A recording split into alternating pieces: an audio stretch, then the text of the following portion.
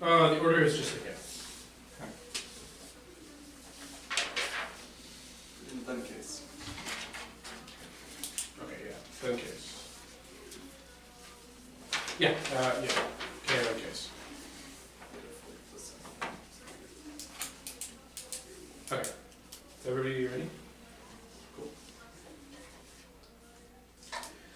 They have conceded that this debate should be about committing methods for actualizing agency against executive authority, alternative forms agency unrepresentable in and by the 1AC, keeping calm and carrying on to repeat seemingly conservative strategies that open up to new forms of non-powerful agents. That was the Buford evidence. There is no explanation of, there is no answer to any of the alternative means that you should have a high threshold for any new 2AR arguments. Limit them to only what arguments that were made by the 1AR. The AF commits to an anti-normative ethos that invests in political agency within the politics of refusal. First of all, their anti-institutionalism is a link by itself. Defense of the state is often seen for utter complicity, but refusal specifically manifests itself as a cruel attachment to institutionalization. Disavowing institution power actively prohibits conversations about agency. This form of rule-breaking also confirms Grandi's agency on those who try to detach from norms. They don't escape the logic of normalization because they reject anybody that isn't against the institution. That's why y'all evidence. Numerous examples prove why there is a link to this critique. They have posited themselves not only as a politics of refusal, but all of their answers on the topicality of themselves, specifically their framing issue at the top, prove that they have an anti-normative stance and recognize that this institution has no form of producing that. But also within the 1AC, they have posited themselves against the resolution and against the normative of the debate, positing themselves as anti-normative. They have conceded all of the links, which means the only thing I have to do is explain why it turns the case to a little bit of the impact. Disengagement is another disengagement from the state that causes is an impact, causes the right to fill in with the alternative they own. Excessive right-wing forces are inevitable, and the AF makes it impossible to restrain them. That's a Rockaway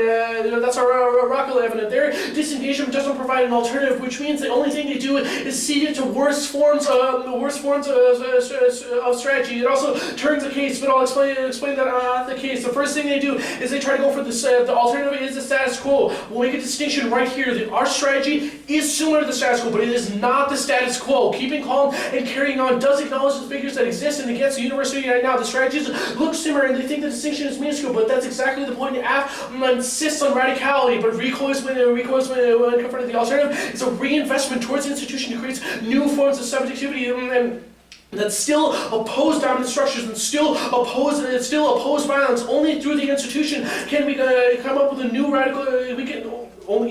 With reinvestment in the institution, we can still come up with the radical forms of rejection or anchoring of new forms of subjectivity to reject the forms of oppression that exist in the status quo. But radicality, anti-normativity only results in reinvestment, which is distinct. It's not the status quo. When you are not complicit in any of the violence, there's no double turn.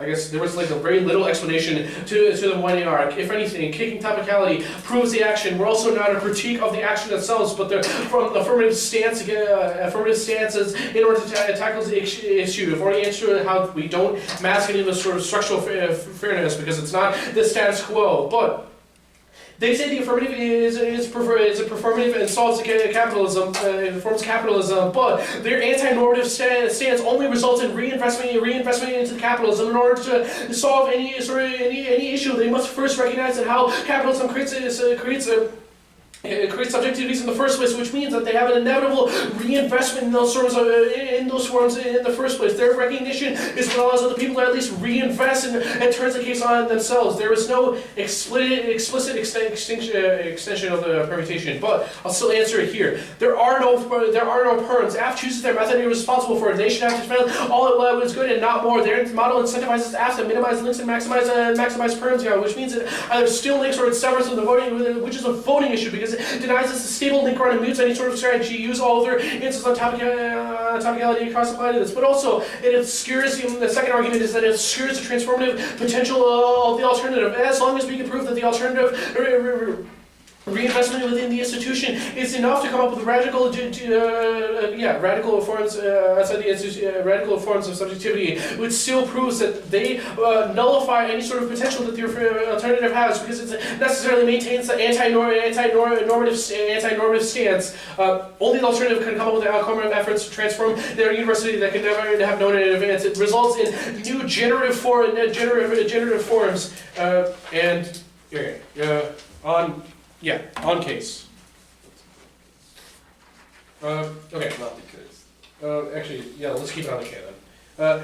The impact deviate was conceded, which means you give a very high risk. The K that turns the case for 3 reasons. First of all, it recreates capitalism. Their refusal of normativity limits the place in the hands of capitalism. Capitalism is at its best in the world without limiting or constraint. That's a Rudy from the 1 and T, and 2 creates a ritualistic rejection of everything. Means they don't think it's radical, even if it is. Their theory calcifies on automatic rituals of rejection. Their rejection for the sake of rejection doesn't create real change. Or that's Rudy. If any other forms of all the radical changes automatically rejected, because they create that sort of rejection. Means they reject any other form besides the 1AC. But the third reason, it stabilizes normativity by project stability and mobility onto normativity. They need something to be able to critique, and so they create a normative subject for them to reject, even if that subject does not exist in the first place. That's Wiggleman and Wilson shown by their interpretation of the resolution. It calls for their reinvestment into the state. That's not what the resolution is. That is their own interpretation, which is creates that self-fulfilling prophecy. This is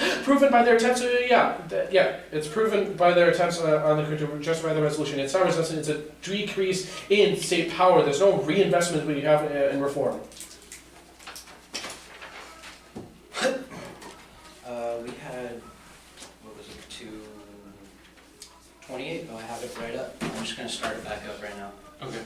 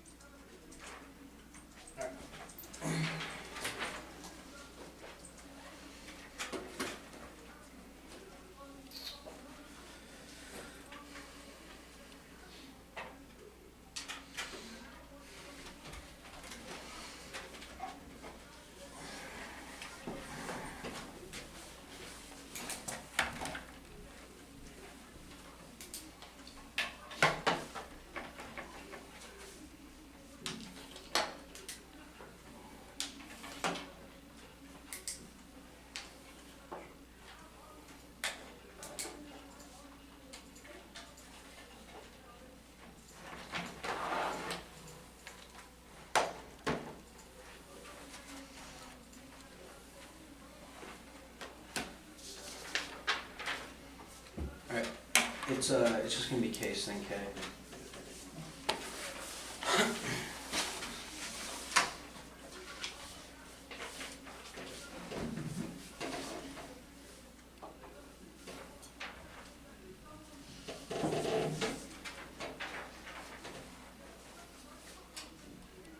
All right.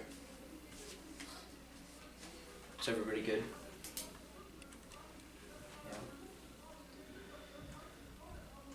The resolutional call to recovery has pacified us and redefined beauty and made it so that we have to recover to productivity and regulate our bodies to be constructed as debilitated in the form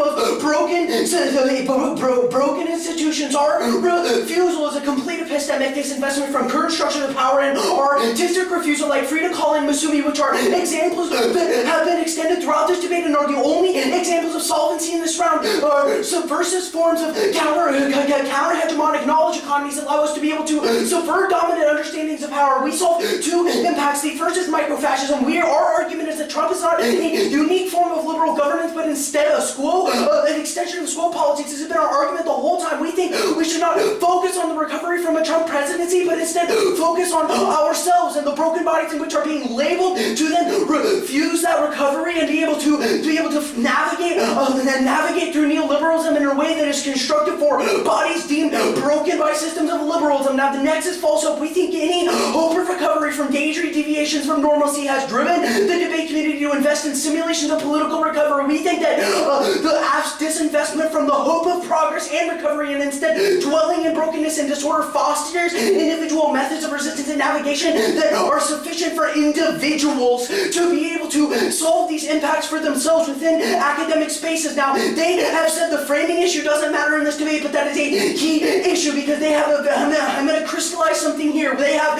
forwarded a very similar theory of power to us. We are consistent with their understanding of self-regulation. We forward, instead of complicity, we forward refusal, a form of resistance and the power to be able to that we have given examples of in material action, like the affirmative, to be able to solve for impacts of the impacts of academic abuse through of neoliberalism. Now, they say that they say they are radical and then say they aren't radical and say radical investment is bad. Make them be able to, first of all, explain to you how their alternative is able to solve for capitalism, which is their main impact. Second of all, you have to be able to have 100% certainty that they are able to navigate neoliberalism better than the affirmative. They have written an alternative, which means that presumption flips affirmative in your decision at the end of this debate. Now, they say we haven't explained the perm debate very well, but we've explained why the alternative results in why the alternative would result in massive school violence because of the complicity within structures of power that they have conceded that validates and obscures massive structural violence against marginalized communities. We think those communities are able to be solved for by being able to use representations through artistic refusal of structures of power, such as Frida Kahlo, who literally dwelled in their brokenness to be able to forward navigation through neoliberalism and then subvert knowledge economies and create hope for other communities. That is an example of the affirmative being able to solve for cap. Now, there's another reason that the perm is supercharged, because they have not given you a reason why the ammo and a game in 17 evidence is not a reason why the alternative, while the affirmative solves for capitalism. If we can solve for their impacts, it does not matter how many links they have, because they have not pointed out a single link and explained to you what a unique impact from that link is that is not capitalism. If their only impact is capitalism, they've conceded the ammo and a GAMA in 17 evidence. There is absolutely no reason why the affirmative doesn't solve for their impact. Now, they say severance, but first of all, they don't give you an impact. Even if we did drop this argument in the 1AR, there's no reason to vote on it. You should reject the argument. Now, they say the perm obscures the alternative. No, that's the other way around. The alternative obscures the way in which the alternative, or which the affirmative is able to interact with forms of neoliberalism and constructively navigate them. We are not a form of complete refusal and negation, but instead a form of being able to step back and say, maybe there's a way to be able to navigate structures of power which are abusive to minority populations that is constructive for them to be able to solve for the false hope that liberalism has created through trying to consecutively create these new forms of revolution within debate rounds. They're saying also, They have not sufficiently answered that the double turn argument with framework. They say that political action, changing political environments is bad, which is their main link to us, saying that we should refuse Trump. But their very arguments by reading framework is a performance